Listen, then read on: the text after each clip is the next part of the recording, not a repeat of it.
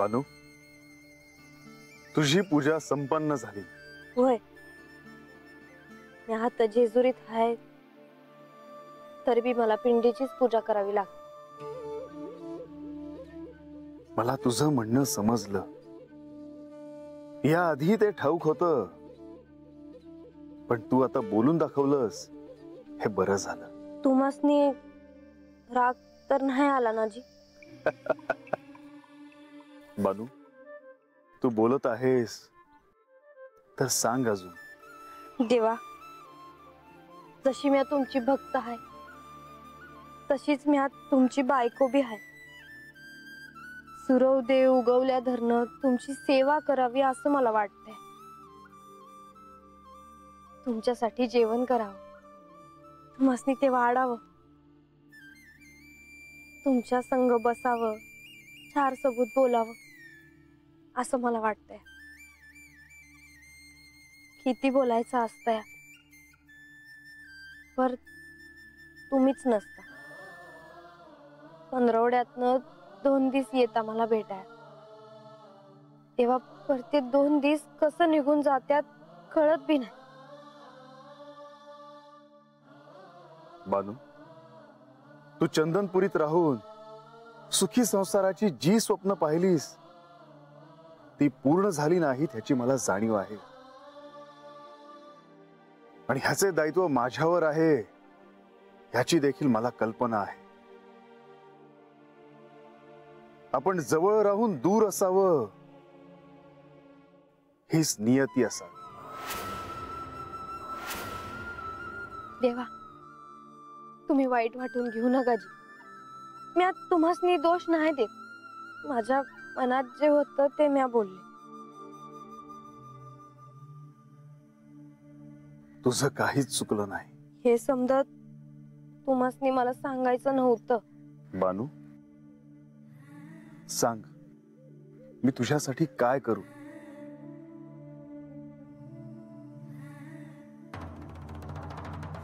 स्वर्गलोकीच्या दारात एक कल्पवृक्ष आहे।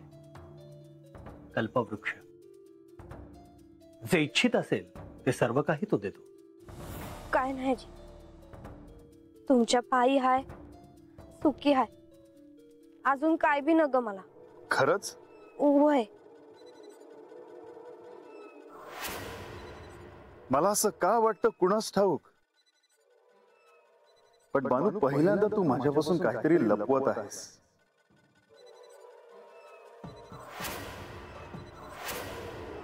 म्हणजे तुला काहीच सांगायचं नाही? खरं सांगू का देवा, तुम्ही सतत माझ्या संग असावं असं मला वाटतंय। मी दिवसभर तुमची सेवा करावी, मनात येईल तेव्हा मन भरून तुमच्या संग बोलावं असं मला वाटतंय एवढंच। पर मला ठावा आहे का तुम्हासनी गडावर राहणं भाग आहे आणि मला गडाच्या पायथ्याशी। पर तुम्ही काळजी करू नका जी, ह्यात बी मी सुखी आहे। बानू, किती साधी इच्छा आहे तुझी। भक्तांची कितीही दुर्दम्य इच्छा असो, हा खंडोबा पूर्ण करतो, पण तुझी ही साधी इच्छा देखील मी पूर्ण करू शकत नाही। तुमच्या संग लगीन झालं आहे माझं, तुमची बायको होण्याचा मान मला दिला तुम्ही, अजून काय हो मला। आता एक सांगते, 10 दिवस झालं तरी अजून बी तुम्ही वाड्यावर नाही आला सा।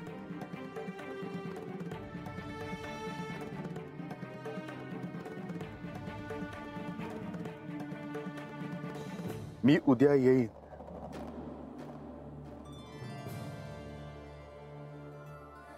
आता येते मी, बाग घरला वाट बघत असेल माझी।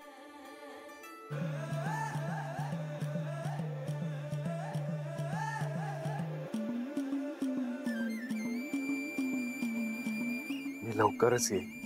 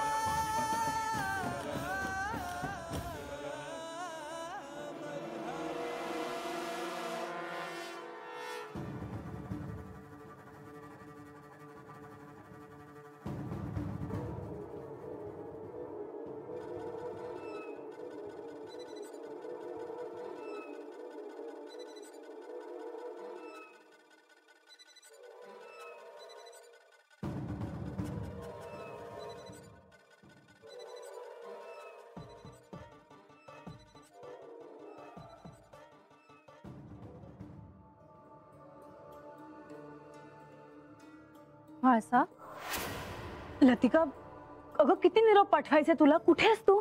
तुझा निरोप मिळता क्षणी ताबडतोब आले मी. बरं मला सांग, तू पत्र पाठवलंस की नाही? तुझी अस्वस्थता मला कळत नाही का? सेवकाकरवी मी नेवासेला पत्र पाठवले आहे. तू निश्चिंत राहा.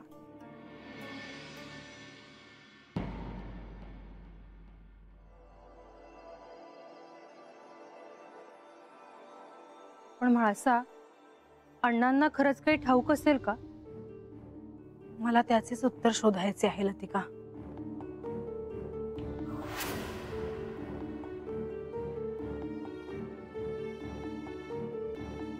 अहो, हे पत्र कसलं? तीर्थरूप बाबांस, माझ्या बाबतीत एक अशी घटना घडली आहे ज्यामुळे मी अत्यंत अस्वस्थ झाली आहे.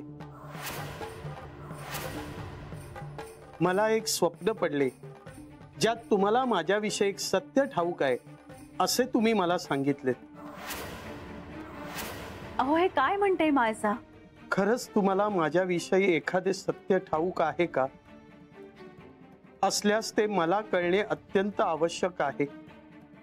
माझी उत्सुकता मला स्वस्थ बसू देत नाही. म्हणूनच हे पत्र मी आपणास लिहिले आहे.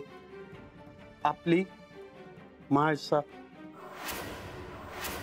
तुम्हाला खरंच तिच्याविषयी काही सत्य ठाऊक आहे का? आणि तसं काही असेल, तुम्ही मला आतापर्यंत सांगितलं का नाही? मला काहीच बोलायचं नाही.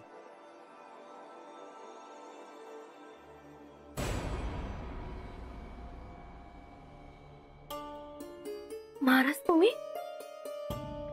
शुभम भवतु. अहो, तुम्ही येणार आहेसा हे ठाव असतं तर मी लागलीच आले असते माघारी महाराज. पण त्यामुळे तुझी आणि श्री खंडेरायांची भेट झाली नसती, होय ना?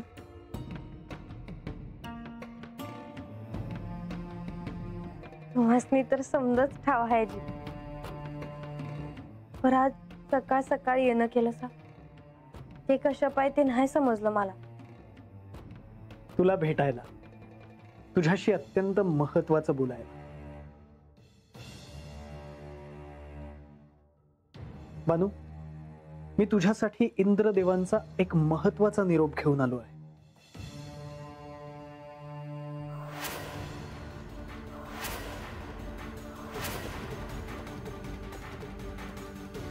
काय झालं बानू? इंद्रदेवांचे नाव ऐकून तू अशी कोणत्या काळजीत पडली? मला ठाव आहे ते काय म्हणलं असते. होय ना? मग तू त्यांच्या म्हणण्याचा स्वीकार का नाही करत? की तुझ्या मनात जे आहे ते इंद्रदेव पूर्ण करू शकत नाहीत असं तुला वाटतं? नाही. की त्यांनी तुला इच्छित वस्तू दिलेली तुला आवडणार नाही? तसं नाही महाराज. मग काय झालं बानू? तू त्यांचं म्हणणं मनावर का नाही घेत? बानू, स्वर्ग लोकात इंद्रदेवांकडे एक कल्पवृक्ष आहे. मनी जे असेल ते पूर्ण करणारा तो अद्भुत वृक्ष आहे. या कल्पवृक्षाने आजवर कधीही कोणालाही निराश केलेले नाही. मला सांग, तुला उद्या श्री खंडेराय भेटणार आहे, होय ना? होय. ते भेटणार म्हणून तू किती आनंदी होतेस. परंतु केवळ 15 दोनदा त्यांचा सहवास तुला लाभतो. पण जर तू तुझ्या जन्मदात्या पित्याकडे एक अशी गोष्ट मागितलीस की ज्यामुळे तुला श्री खंडेरायांशी हवं तेव्हा बोलता येईल, त्यांना पाहता येईल, तर त्याचा तुला आनंद होणार नाही का? होईल जी. मग बानू, तुला निर्णय घ्यायला एवढा वेळ का लागतोय? मला तर ते आवडलंच जी. पण त्यासनी ते आवडल का नाही हे मी कसं सांगणार महाराज? पण महाराज, मी असं मागितलेलं देवासनी आवडलं नाही तर? नारायण नारायण. बानू, तू हा विचार करण्याऐवजी असा विचार कर की हे सगळं व्हावं ही त्यांचीच इच्छा आहे. त्यांचीच इच्छा? होय बानू, त्यांच्या इच्छेशिवाय या सृष्टीत काहीही घडू शकत नाही. म्हणून तू असंच समज की हे सर्व घडावं ही त्यांचीच इच्छा आहे. मी असा विचारच केला नव्हता महाराज. पर महाराज, तसं असेल तर माझ्या मनात जे आहे ते मला मागायला आवडेल. नारायण नारायण. बानू, हेच तर मी तुला सांगायला इथे आलो होतो. कल्पवृक्षाकडे मागणी केली की तुला हवं ते प्राप्त होईल. सांग बानू, तुला काय हवंय त्यांच्याकडून?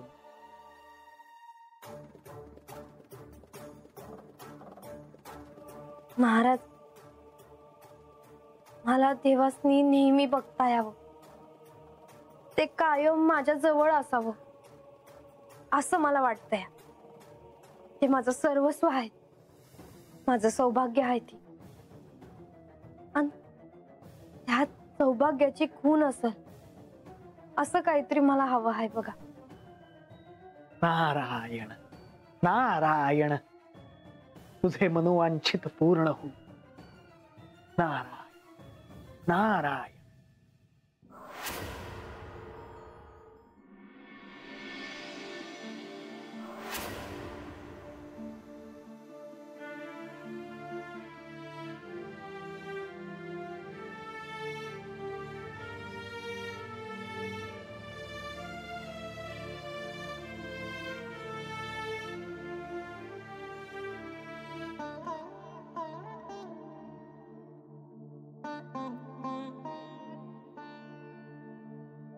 म्हाळसा, बरं झालं लक्ष्मीदेवी तुम्ही आलात. ह्या सगळ्या वस्तू तुम्ही भांडारगृहात ठेवून दिल्या होत्या ना? कशाला काढल्यात त्या वस्तू पुन्हा? मला आज आठवण आली. काय करू? हो, परंतु किती आठवणी जोडल्या गेल्या आहेत माझ्या या वस्तूंशी. मी यांच्याशी बोलायचे, यांना पाहायचे. किती आनंदात होतं तेव्हा सगळं. हो, परंतु आता श्री खंडेराय तुमच्या जवळच आहेत. तुम्ही त्यांच्याशी हवं तेव्हा हवं तेवढं बोलू शकता.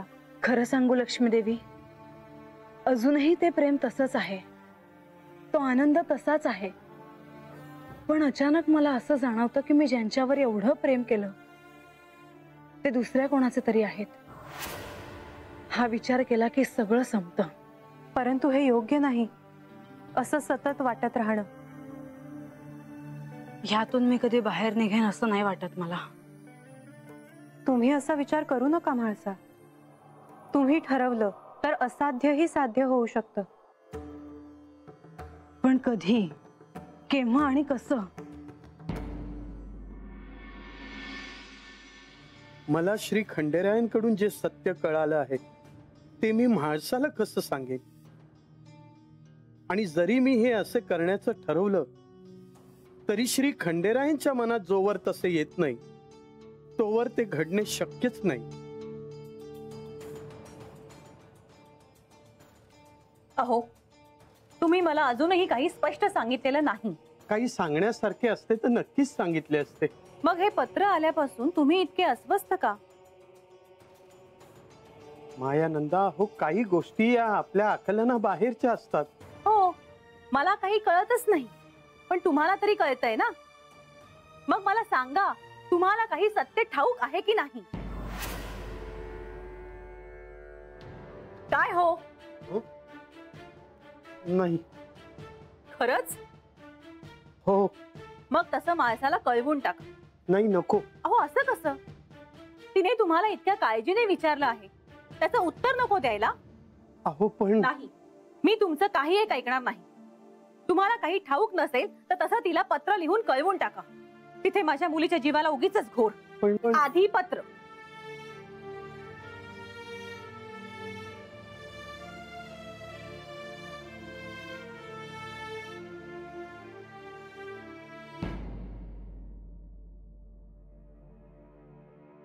अहो, तुम्हाला खरंच काही ठाऊक नाही का?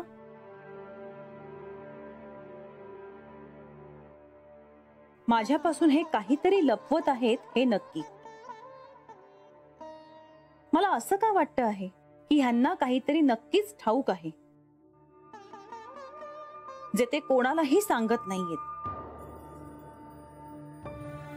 म्हाळसा, जेव्हा सगळीकडून अंधार दाटून येतो तेव्हा कुठून तरी प्रकाशाची एखादी तिरीप येते आणि सगळं हळूहळू उजळत जातं. मी म्हणते त्याच्यावर विश्वास ठेवा. जेजुरीत काय चाललंय याची मला कल्पना आहे, परंतु तुझ्याविषयी एक असे सत्य मला ठाऊक आहे ज्याची कल्पना तुला नाही. तुम्हाला एक सांगायचं होतं देवी. माझ्या स्वप्नात माझे वडील आले होते. ते मला असं म्हणाले की त्यांना सारं सत्य ठाऊक आहे. आता असं असेल तर सारेच प्रश्न मिटून जातील. तुम्ही म्हणता त्याप्रमाणे माझ्यासाठी ही एक प्रकाशाची तिरीपच आहे. मग काहीही करा आणि तुमच्या पिताश्रींना विचारा. हा शुभ संकेतच समजा हवं तर.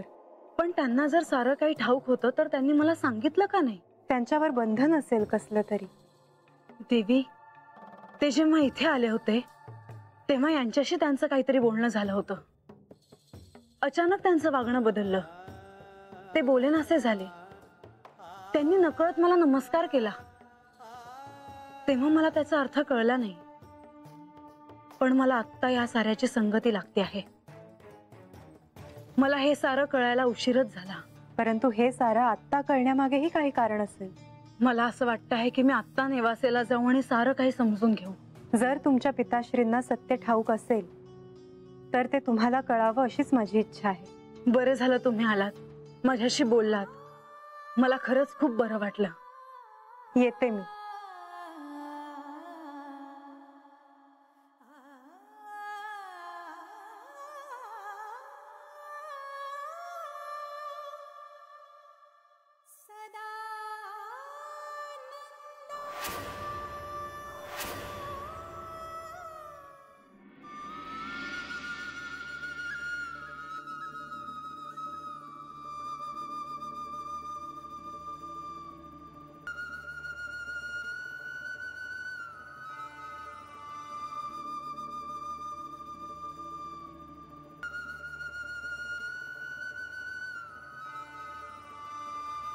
भाषा,